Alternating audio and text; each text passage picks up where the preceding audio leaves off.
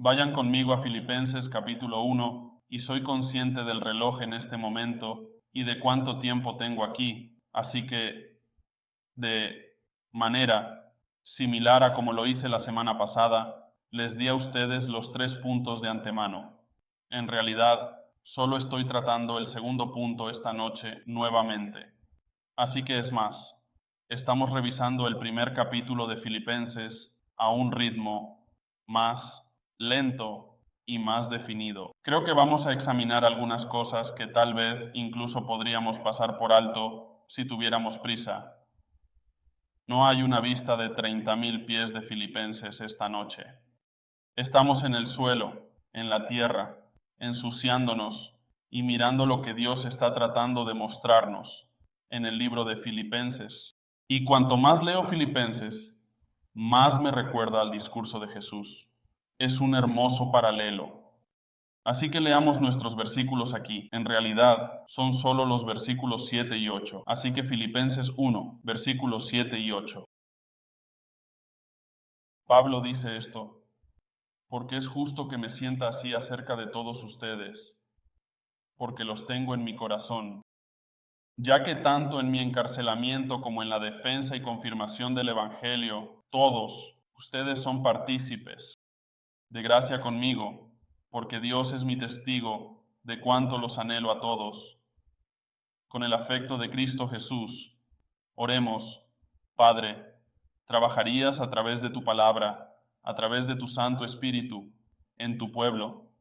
Nuestro deseo es que nuestros afectos se dirijan hacia ti, hacia la obra que deseas hacer en nuestros corazones y mentes, y que nuestra adoración se eleve a medida que entendemos más sobre quién eres y cómo deseas que seamos entre nosotros.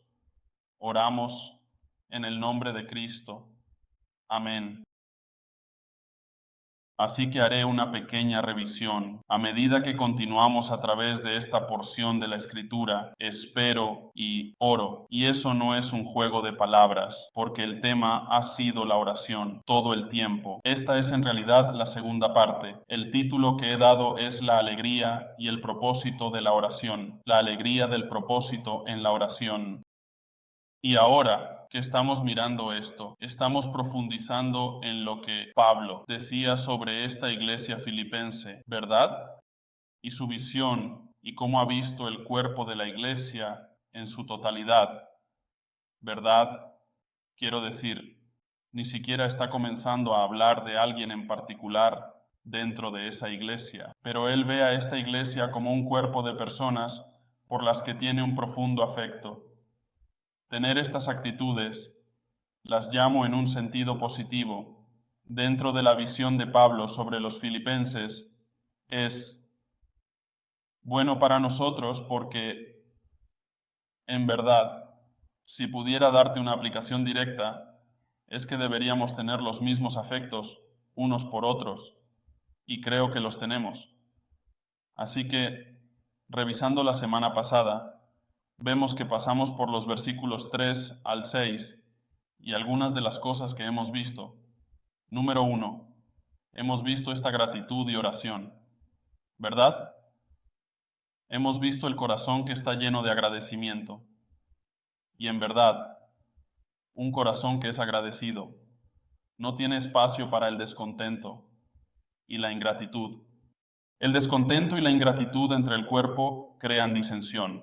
Crea esta idea de que merezco más, como que merezco respeto o merezco algo más grande, y no estoy contento con donde estoy actualmente en el cuerpo de Cristo.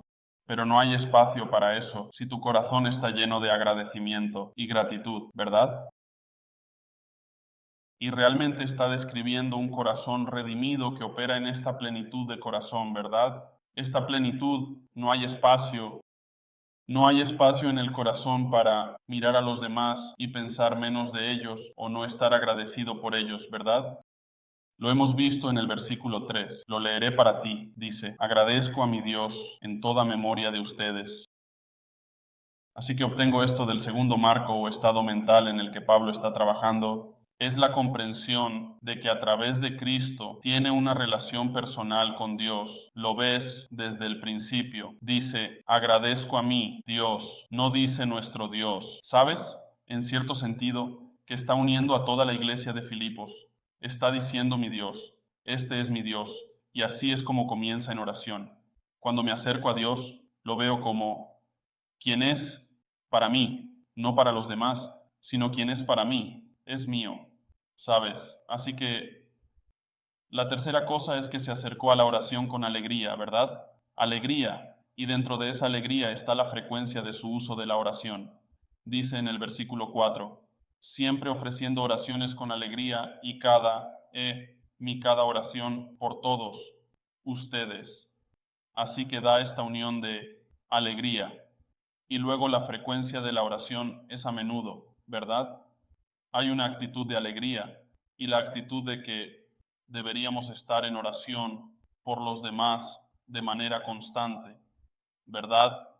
La cuarta cosa que vemos en el versículo 5 dice, en vista de su participación en el Evangelio desde el primer día hasta ahora. Nos pasamos por alto. Podemos mirar el versículo 5 y pensar, bueno, sí, ¿de qué está hablando Pablo? Él sigue dentro de la actitud de oración, sigue pensando para sí mismo, ahora te voy a dar, en el versículo 5, ¿por qué estoy orando por la iglesia de Filipos? ¿Por qué es bueno? ¿Y por qué es esta actitud de gratitud, alegría y frecuencia? ¿Por qué es esto un gran problema? ¿Por qué orar? Bueno, porque estas personas estaban en la labor del Evangelio con Él. Lo dice en su y su participación con Él. Este continuo trabajo del Espíritu Santo en la vida de estas personas, ¿verdad? Y incluso eso, dentro del versículo 6, dentro del versículo 6, esto sigue acoplado a ello.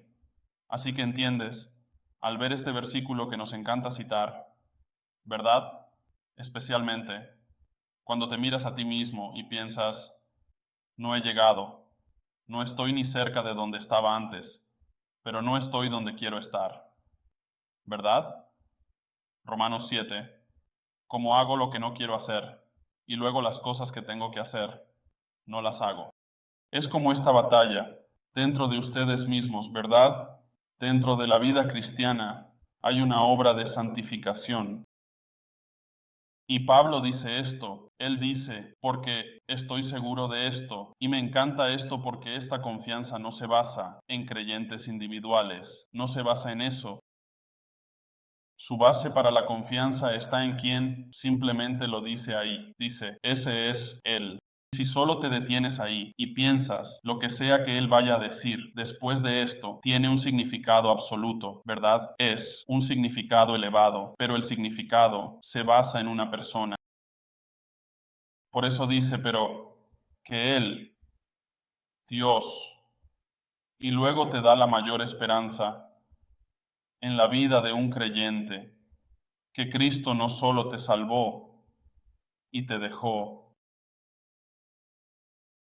Él dice, quien comenzó una buena obra en ti, entonces la promesa de que la hará madurar. Perfecto significa maduro. Él la hará madurar en el día de Cristo Jesús. No solo Él no ha terminado contigo, no ha terminado con la persona a tu lado. ¿Sabes? Eso debería darte confianza, ¿verdad? Cuando miras a la persona a tu lado, es como, ¿qué te pasa? Volviendo a los versículos anteriores, esa no debería ser nuestra perspectiva. Nuestra perspectiva debería ser de alegría y gratitud por lo que Dios está haciendo en esa persona en particular. Su crecimiento es más lento y, sabes, no depende de ti. Gracias a Dios. No depende de ti la santificación de esa persona en su vida. No depende de ti. Eso en realidad depende de Dios. ¿Vas a ser parte de eso? Sí, lo serás. Pero no puedes mirarlos y despectivamente como soy mucho más maduro que ellos. Sabes, cada persona que me ha dicho eso, que dice esas palabras, ¿Por qué no estás en comunión con este grupo de personas? Bueno, no son tan maduros como yo. ¿Sabes qué me da eso? Esa es la mayor señal de que eres la persona más inmadura en ese grupo, porque miras por encima del cuerpo de Cristo. Y más adelante voy a hablar de eso con palabras más fuertes. Ese no es tu lugar. Qué alegría ser parte de ese trabajo, ¿verdad? En oración. De eso es de lo que está hablando. Él está orando por la iglesia de Filipos esta noche. Dios no ha terminado con ellos y tiene alegría, gratitud y confianza en Dios.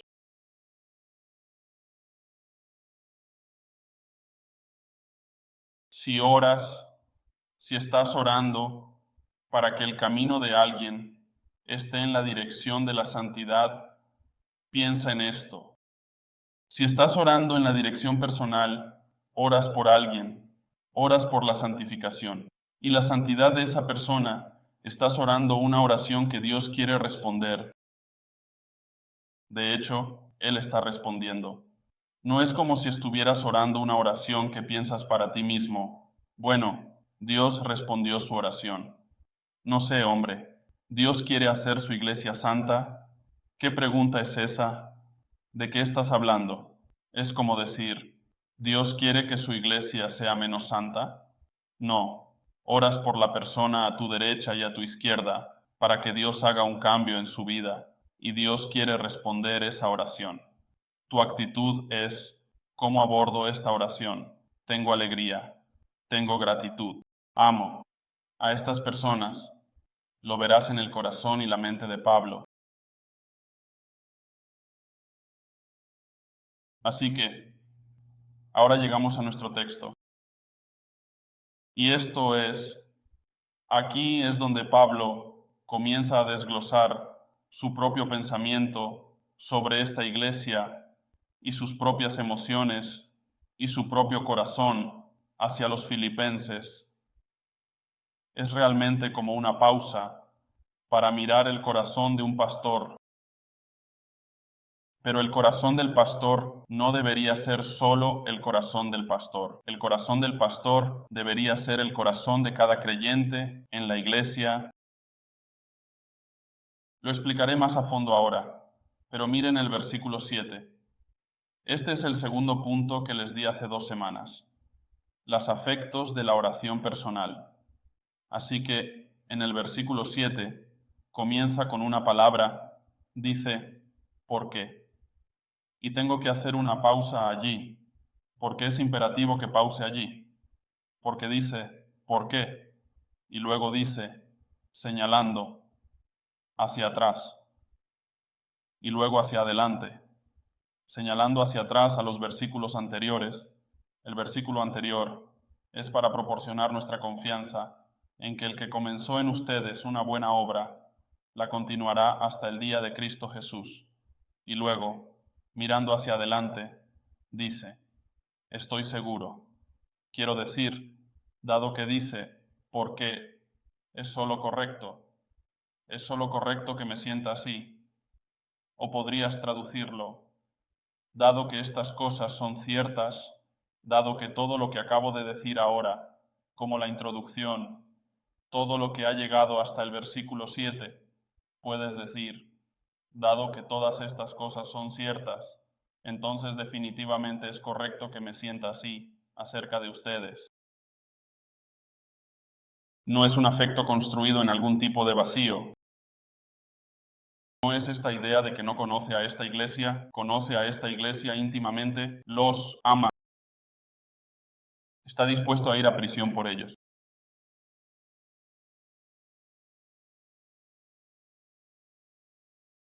La confianza de Pablo no en los esfuerzos de los filipenses, sino en su confianza basada en Dios, se mantendrá y perfeccionará esta obra. La promesa de este final, este objetivo final, que estará en la culminación del regreso de Jesucristo. La escatología de Pablo, la enseñanza de Pablo, sobre todas las cosas finales, estaba firmemente arraigada en la obra personal de Jesucristo. Una vez más, como repito, Él no te salvó un día y luego te dejó. La obra de Jesús en tu mente, en tu corazón, en tu alma, está profundamente arraigada en un verdadero cambio. Esta es la roca sólida en la que nos sostenemos.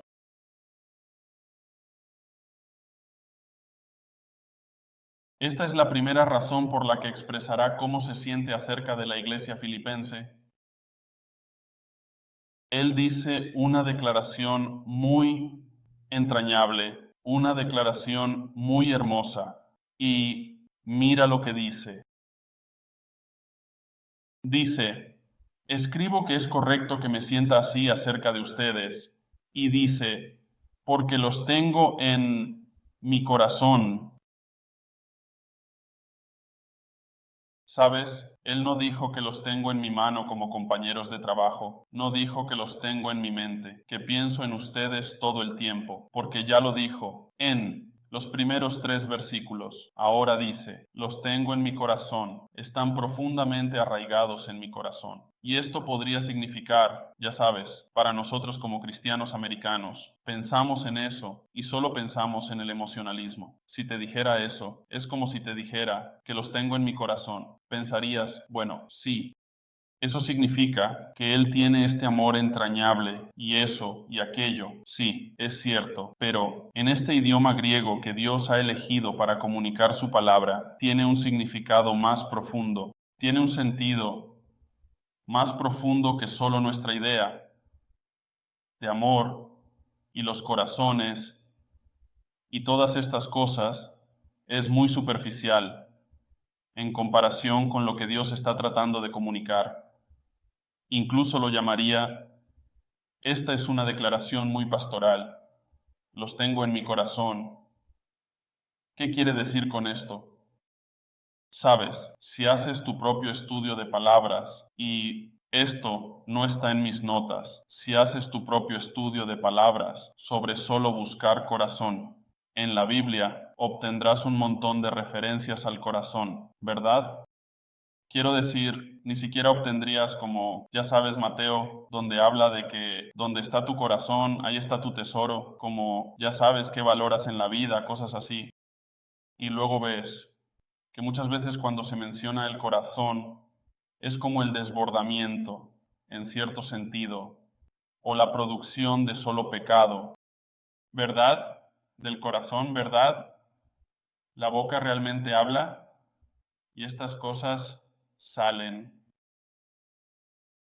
Pero veamos aquí en contexto qué está diciendo Pablo sobre la iglesia y cuáles son sus afectos hacia esta iglesia.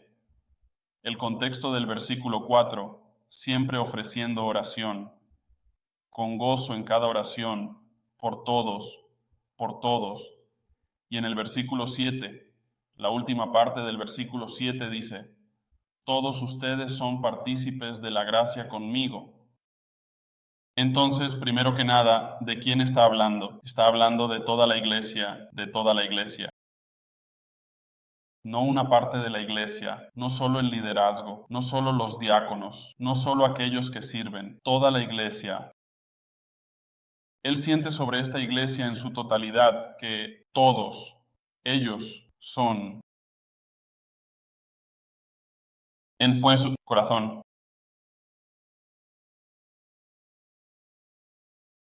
¿Qué significa esto? Primero que nada, en realidad, significa que tiene un profundo afecto por ellos. La declaración del corazón es más profunda y significativa de lo que podríamos pensar, como dije antes.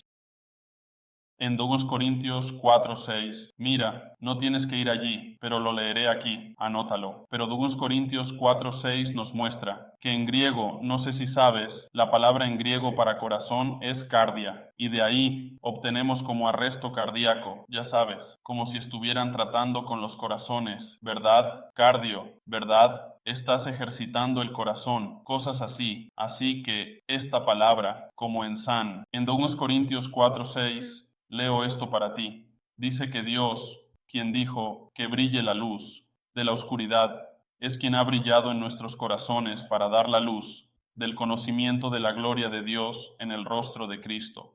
Así que cuando describe aquí lo que es el corazón, está describiendo la semilla de nuestros pensamientos, ¿verdad? Veamos los pensamientos correctos.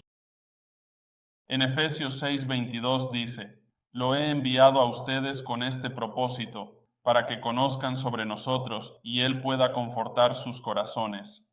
Ahora está hablando de emociones, así que tienes tus pensamientos y la semilla de las emociones. ¿Ves cómo el griego da una definición más amplia de esta palabra?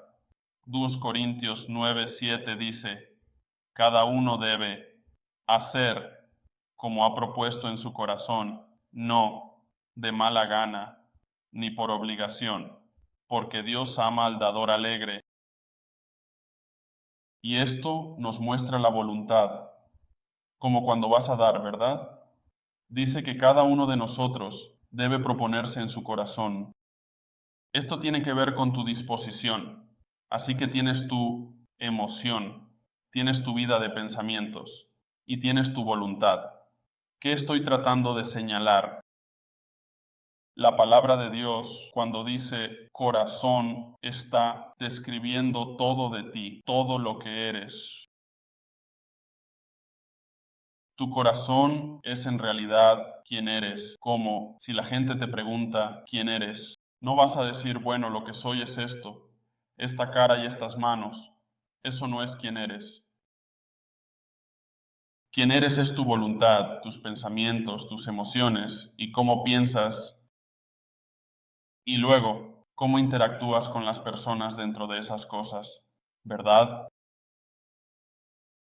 Así que piensa en esto.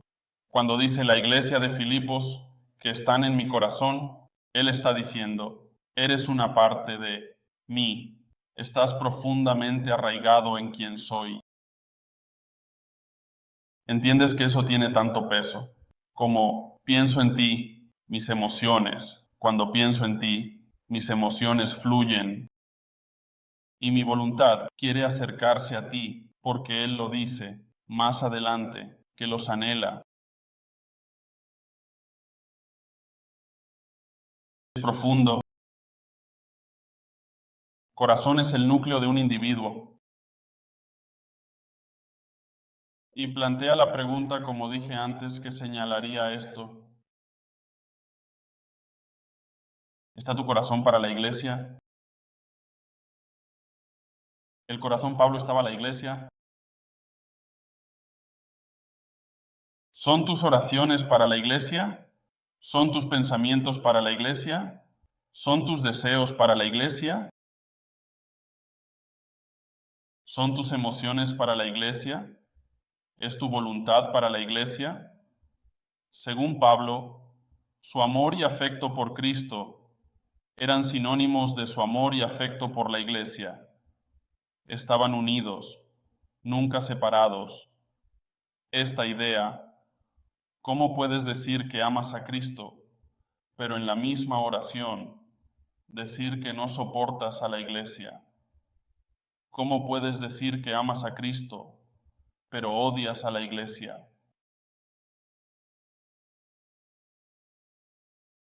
¿Cómo puedes decir que sirves a Cristo y no sirves a la iglesia?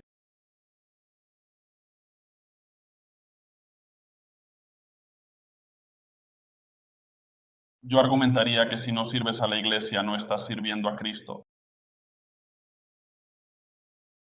Él vino por una cosa, vino a redimir un cuerpo, vino a redimir a su novia. Y no la vas a servir, no la vas a apreciar, no vas a tener emociones hacia ella.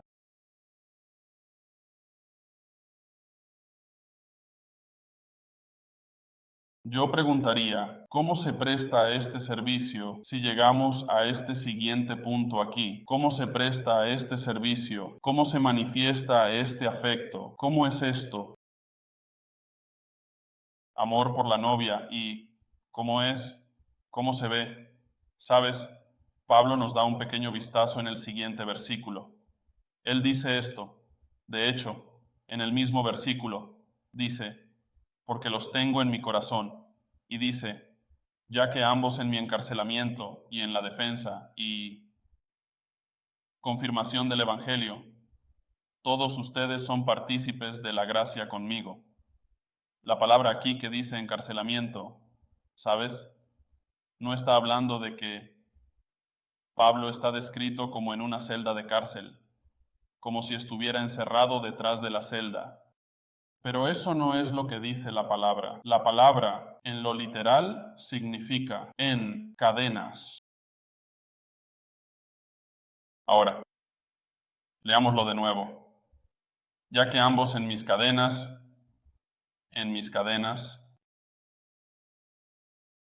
y luego él entra en la defensa y la confirmación del Evangelio.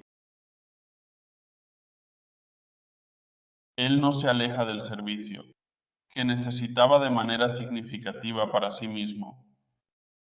Él necesitaba a la iglesia no solo para continuar con lo que estaban haciendo, sino que necesitaba a la iglesia. Necesitaba a la iglesia en la situación en la que se encontraba.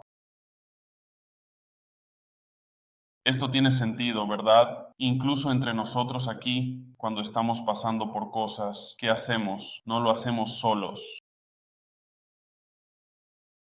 No pasamos por pruebas solos, estamos ahí el uno para el otro, nos apoyamos mutuamente, nos ministramos unos a otros, orando por los demás. Pablo está pidiendo por una situación muy práctica en la que él estaba realmente encadenado. Él no estaba metafóricamente encadenado, estaba realmente encadenado. Él dice, si vas a servir, si vas a ministrar, recuerda mis cadenas, lo que significa no olvides que si hay una necesidad y una carga en la iglesia y puedes satisfacerla, simplemente hazlo, no preguntes. Sé que esto sucede mucho aquí, así que no te estoy regañando. Solo te estoy diciendo, continúa en eso. Continúa de esa misma manera, porque esto es lo que agrada a Dios.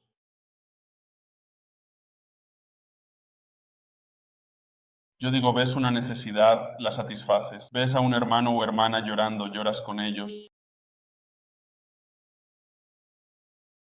La segunda palabra aquí que se usa es defensa. Esta palabra, muchos de nosotros ya la conocemos. Es la palabra griega para apología, de donde obtenemos la palabra para apologética, que significa una defensa de algo. Y en este contexto es una defensa del Evangelio.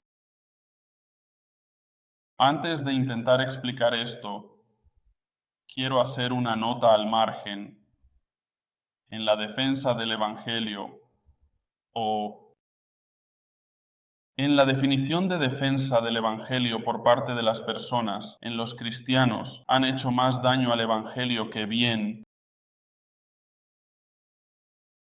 Tu enfoque nunca es ganar un argumento. Tu enfoque es ganar a una persona para Cristo. Y si menosprecias, recurres a ataques ad hominem para atacar a la persona. En lugar de atacar la idea y derribar las fortalezas dentro de esas ideas demoníacas, entonces no estás haciendo apologética. Tu enfoque es ganar a la persona, no ganar el argumento. Exactamente lo que Pablo está diciendo. 1 Timoteo 3:15 dice esto, lo expresa de esta manera. Él comienza, antes de que incluso te diga que defiendas el Evangelio, dice esto, pero santifica a Cristo como Señor en tus corazones. Siempre estén listos para presentar defensa y disculpa a todos los que les pidan que den cuenta de la esperanza que hay en ustedes. Sin embargo, ¿sabes qué olvidamos? Los dos extremos dentro de ese versículo. Santifica a Cristo como el Señor en tu corazón. Da una defensa con gentileza y reverencia. Es gracioso como esto. Quieren leer a través del medio. Y tu amigo católico, ¿quieres llamarlo estúpido por adorar a María? ¿O quieres hablar con tus amigos que son cristianos nominales y que llevan vidas inmorales y piensas para ti mismo, como sabes, voy a llegar a Él, voy a llegar a Él, voy a señalar cada pecado?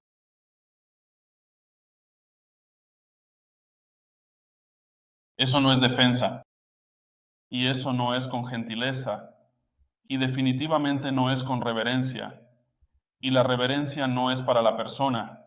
¿Entiendes esto? Si Él dice al principio, dice el centro Cristo. Él, Señor, Él es Señor, Él es incluso Señor sobre tu argumento. Los filipenses definitivamente. Pero esta defensa fue una obra santificadora. Hizo algo en sus corazones. Incluso esto, como compartir en esto, estás compartiendo en defensa del Evangelio para ganar personas. Es una obra santificadora incluso dentro de ti mismo.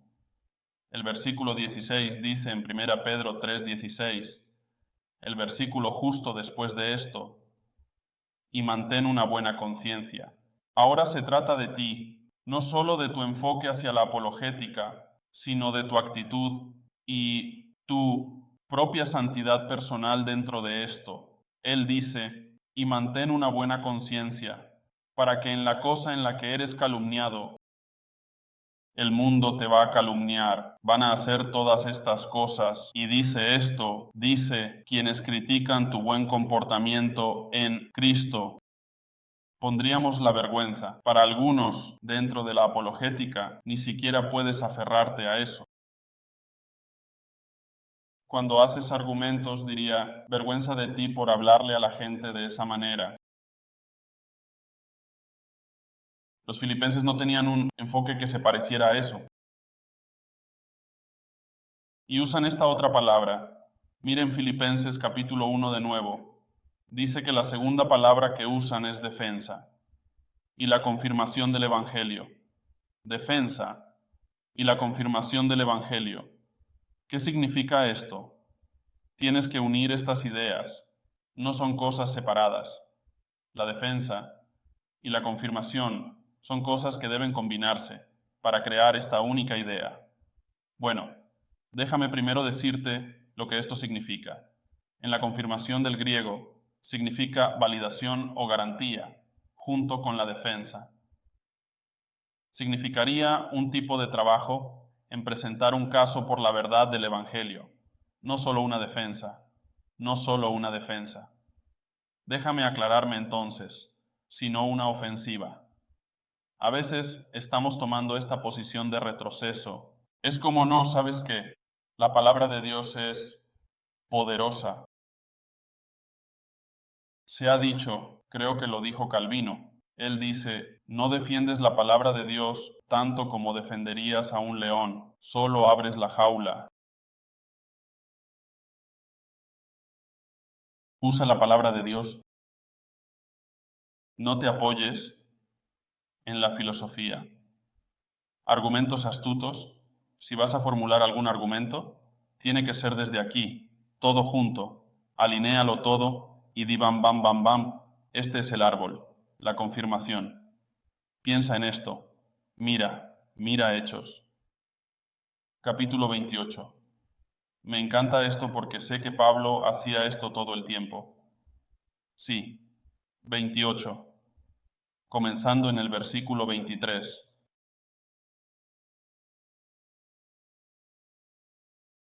Cuando habían fijado un día para Pablo, estos son los líderes de esa área, dice que vinieron a él a su alojamiento en gran número, y él les explicaba solemnemente y daba testimonio sobre el reino de Dios, tratando de, y la palabra allí, persuadirlos, no por su astucia y su elocuencia sobre Jesús, tanto de la ley de Moisés como de los profetas, desde la mañana hasta la noche. Usó la palabra de Dios.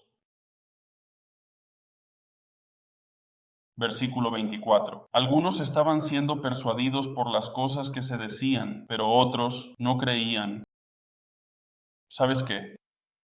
El éxito de la evangelización no depende de ti.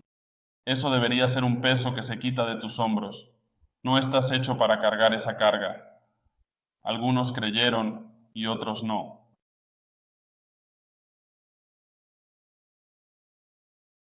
Bien, veamos el capítulo 17. No iba a ir aquí, pero ve esto. Es ese 17.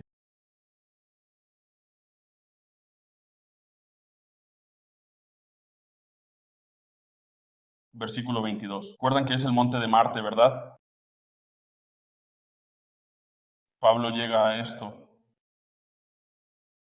a Atenas, esta metrópoli, esta ciudad asombrosa, y está caminando entre ídolos y templos, y se puede ver lo perdidos que están los atenienses, ¿verdad? Llega al monte de Marte y dice esto, versículo 22. Así que Pablo se puso en medio del Areópago y dijo, hombres de Atenas, observo que son muy religiosos en todos los aspectos. Está bien, ¿les está halagando o realmente son religiosos? Son religiosos. Está bien. Y digo esto porque algunos de nosotros halagaríamos a las personas cuando en realidad intentamos vandalizarlas. No hagan eso. Eran muy religiosos, templo tras templo, ídolo tras ídolo. Versículo 23. Porque mientras pasaba y examinaba los objetos de su adoración, también encontré un altar con la inscripción a un Dios desconocido. Por lo tanto, lo que ustedes adoran en ignorancia, esto les proclamo. Y luego estalló en este asombroso sermón. Estaba tratando de persuadirlos usando su ídolo sin sentido. Los atenienses estaban tratando de cubrir sus bases. Tenemos ídolos. Hagamos a este sin nombre. No sabes a quién adorar. Este Dios sin nombre. Quizás Él me salvará. Y Él dice, oh, ¿sabes ese Dios del que no sabes quién es? Yo sé quién es. Eso es verdadero evangelismo. Eso es verdadera apologética. En el sentido básico, tenemos buenos argumentos. Tenemos la mejor evidencia de la verdad. Es la palabra de Dios. No necesitas tácticas elegantes ni nada por el estilo. Volvamos a Efesios 1.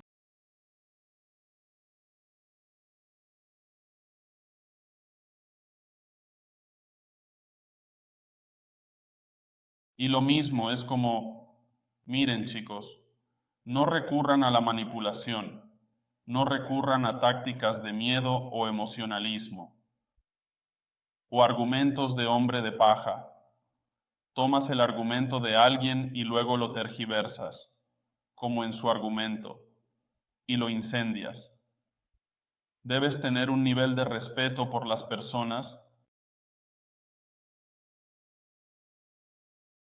Me encanta esto porque los filipenses se mantuvieron con Pablo en este aspecto. Como dije la semana pasada, él no era el único predicando el Evangelio. Esta iglesia entera estaba predicando el Evangelio. Estaban compartiendo en el trabajo de ganar almas, ¿verdad?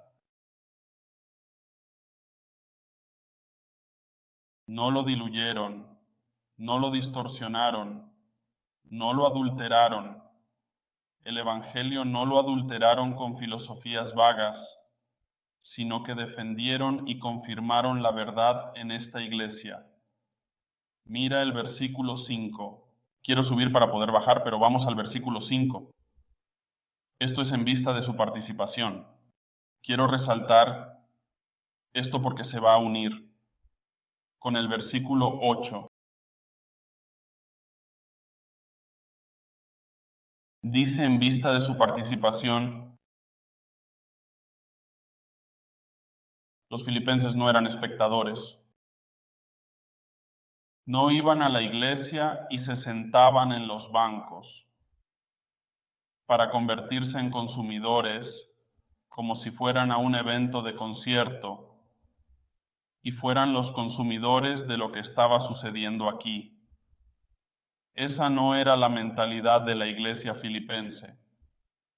La iglesia filipense sabía que incluso eran parte de eso. Cuando vas a la iglesia, el consumidor de tu adoración es Dios. No eres el consumidor, ¿entiendes eso? Nadie está tratando de venderte nada aquí. Todos te están señalando hacia la adoración a Dios, la adoración sincera, consciente y sentida a Dios. No eres un consumidor. Dios es el consumidor de tu adoración hacia Él, incluso mientras escuchas. Ahora esto es parte de la adoración. La iglesia viva sabía esto. No eran meros oyentes de la palabra, eran hacedores de la palabra, como lo diría Santiago. Y al resaltar esto, mira el versículo 8, junto con la participación de recibos, porque Dios es mi testigo, anhelaré a todos ustedes, con el afecto de Cristo Jesús.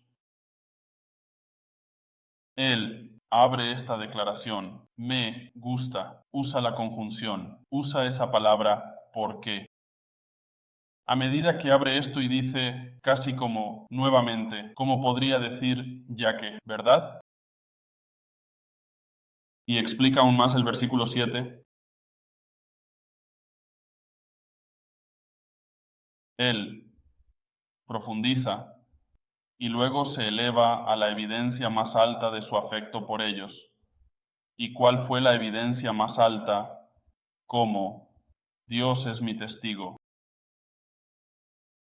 Como Dios es mi testigo, tengo un afecto por ustedes debido a todas estas cosas.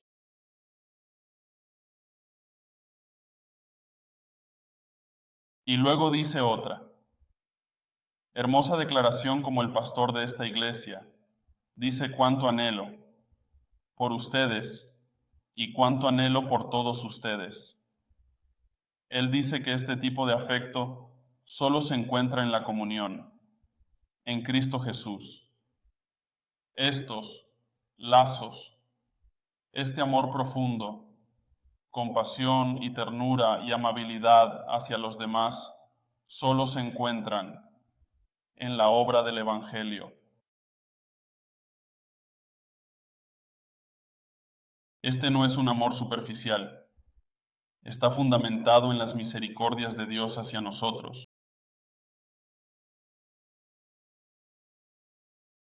Dado que estos creyentes están en un servicio compartido, Él dice esto en el versículo 7, la última parte, dice, ustedes son todos partícipes de la gracia conmigo.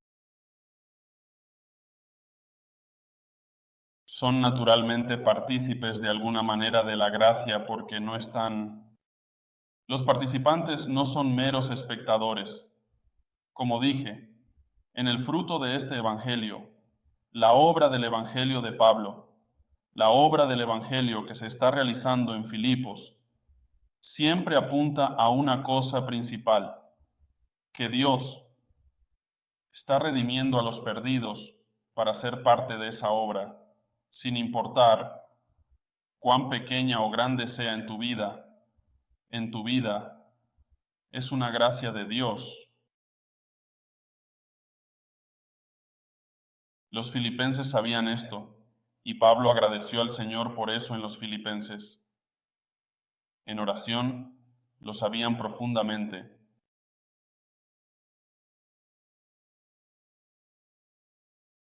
Para cerrar, solo les dejo con una pregunta. ¿Sabes esto sobre ti mismo? ¿Están tus afectos, tus pensamientos y tu voluntad hacia la iglesia? ¿Amas a la novia de Cristo? ¿Estás llamado a ser un participante?